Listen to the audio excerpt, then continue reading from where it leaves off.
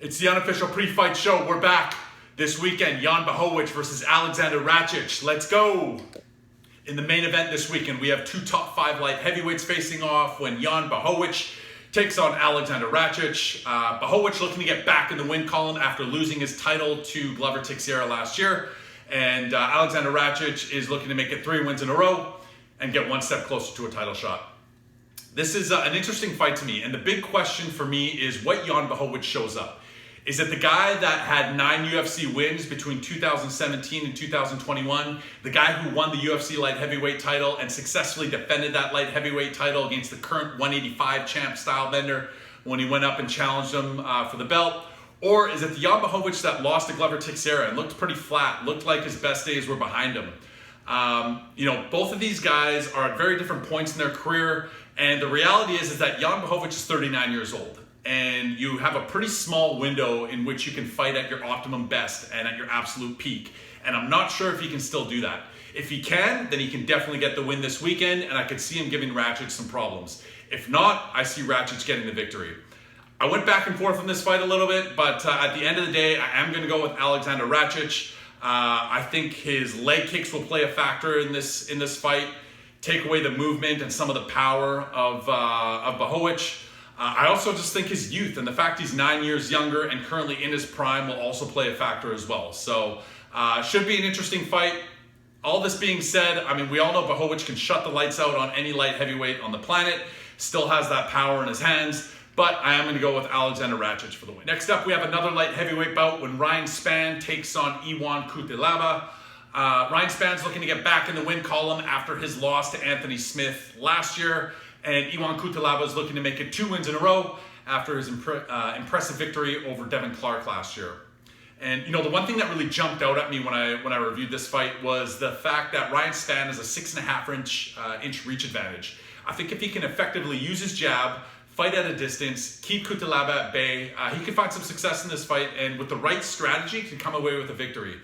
Kikuta, on the other hand, a very powerful striker, very aggressive, decent wrestling, decent grappling.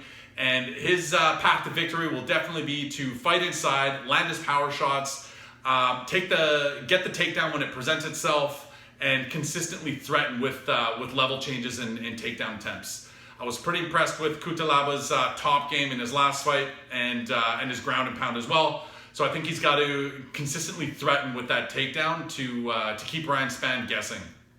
Now, I do think Ryan Spann's being overlooked a little bit in this fight. Oddmakers have Kikuta -210 favorite, and I am going to go with Kikuta for the win. But with the right strategy and with a disciplined fight approach, I think Ryan Spann could pull out the upset here. But Kikuta we are going to go with. I think his aggressive style will pay dividends in this fight. His ability to get inside, land power shots, and ultimately get takedowns and control Spann.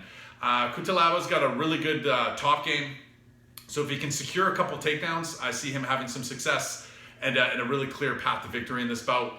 The one thing I will say is that Kikuta's gas tank has been a bit questionable in the past, and if this fight goes to later rounds, I could see Ryan Spann having some success. So the pick is Kikuta, but would not be surprised if there's an upset win here by Ryan Spann. Next up, we have 2 bantamweights facing off when Smolka takes on Davy Grant. And I gotta be honest, I think this is a pretty lopsided fight. Really, the only chance I see Smolka having in this bout is if he gets the fight to the ground and can catch Davy Grant in a submission. But I think the likelihood of that happening is pretty small. Davy Grant is a very well-rounded fighter, really good striker, as tough as they come, and I see him picking apart Smolka on the feet. If Smolka is able to get Davy Grant to the ground, I see Grant being able to scramble back up as well, and I just don't see Smolka having much success in this bout, and I kind of see him getting lit up. Don't let Davy Grant's record fool you. He's 11-6, but he is a much better fighter than that record shows. His 2 most recent losses are to some of the more promising guys in the division, and we're going to go with Davy Grant. I think this fight's going to be pretty lopsided. Up next, we have a lightweight bout between Frank Camacho and Manuel Torres. Frank Camacho is an MMA veteran who kind of finds himself in a must-win situation heading into his fight on Saturday. The guy's gone 1-4 in his last 5, And if he loses this weekend, will likely be cut by the UFC. Manuel Torres, on the other hand, is officially making his UFC debut on Saturday and is coming off a win on Dana White's Contender Series last year, where he officially earned his contract to the UFC. Now, I got to be honest, I looked at Manuel Torres' fight on Dana White's Contender Series, and I wasn't overly impressed by the guy. There was some controversy, I should say, in his win, where there was an accidental eye poke that led him to get the TKO victory. I mean, the guy did have a strong jab, great calf kicks. He did look pretty good, and definitely has some versatility in his striking ability, but I'm just not convinced that he's ready for the UFC just yet. Camacho, I would definitely give the power advantage to. I mean, the guy's got 16 KOs or TKOs within his MMA career. And I think the big difference for me when I look at this bout is just the caliber of fighters each guy has faced over the years. It's drastically different. I mean, Frank Camacho has fought world-class fighters where I just can't say the same for Manuel Torres. And as a result, I'm going to take a chance here. I'm going with the underdog. I think Frank Camacho comes away with the win, uses that experience and that power to his advantage. And we're going to go with Frank Camacho. The last fight we're going to review on today's show is a flyweight bout between Jake Hadley and Nascimento. Hadley enters this fight with some hype behind him. He's an undefeated fighter who earned his UFC contract by getting a win on Dana White's Contender Series last year. He's a very well-rounded fighter. He's got great submissions, decent striking. I was pretty impressed by the guy.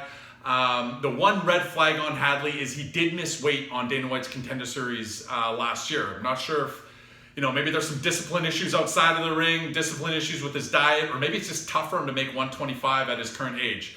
But that is one red flag on the guy.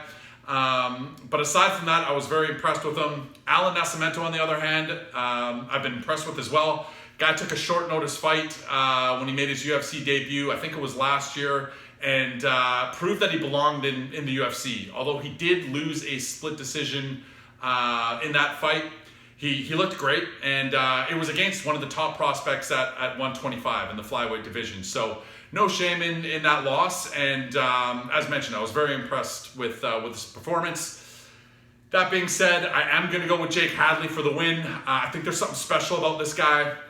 I've seen a few of his fights in Cage Warriors as well, where he was the Cage Warriors flyweight champ. And he's got that undefeated swagger about him that I think this guy could have a pretty long and promising career in the UFC. So Jake Hadley is the pick, but this is a definite step up in competition for him. And like I said, I was very impressed with Nascimento's short notice debut in the UFC in his last fight. And I would not be surprised if he gets an underdog victory here, but Jake Hadley is the pin. That is it for this episode of the Unofficial Pre Fight Show. Enjoy the fights this weekend. We'll see you next time.